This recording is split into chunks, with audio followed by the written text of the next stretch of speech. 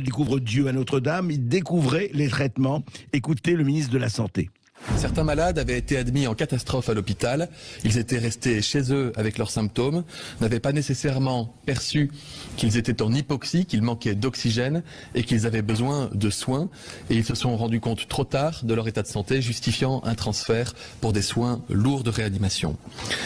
Dans certains cas, on pourra vous proposer des médicaments, un traitement.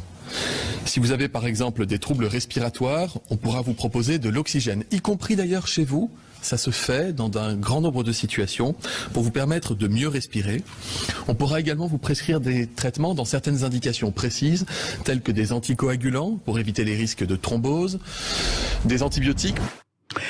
Voilà. Un an après, on dit tiens, on découvre les traitements. Docteur Maudru. Écoutez, moi, ça fait un an que je le dis. J'ai un confrère dans l'Est.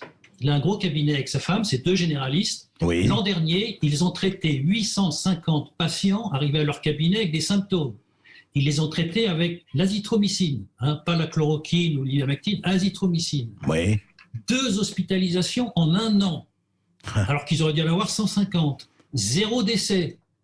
Ça fait un an qu'on le dit, Monsieur Véran vient de le découvrir. Ça fait un an que le directeur de la santé, M. Salomon, écrit régulièrement, envoie des mails aux médecins en disant « Ne prescrivez pas d'antibiotiques, prescrivez du Doliprane ». Ça suffit. Alors maintenant, on a l'antibiotique qui marche très bien, on a l'ivermectine qui marche mieux, et ce qui m'a révolté, qui m'a fait pousser un coup de gueule, c'est que la France intervient au niveau européen à l'OMS pour qu'on n'en parle pas. On a les preuves matérielles. Ah oui, que la France est intervenue au niveau de l'OMS pour qu'on n'en parle pas, des traitements.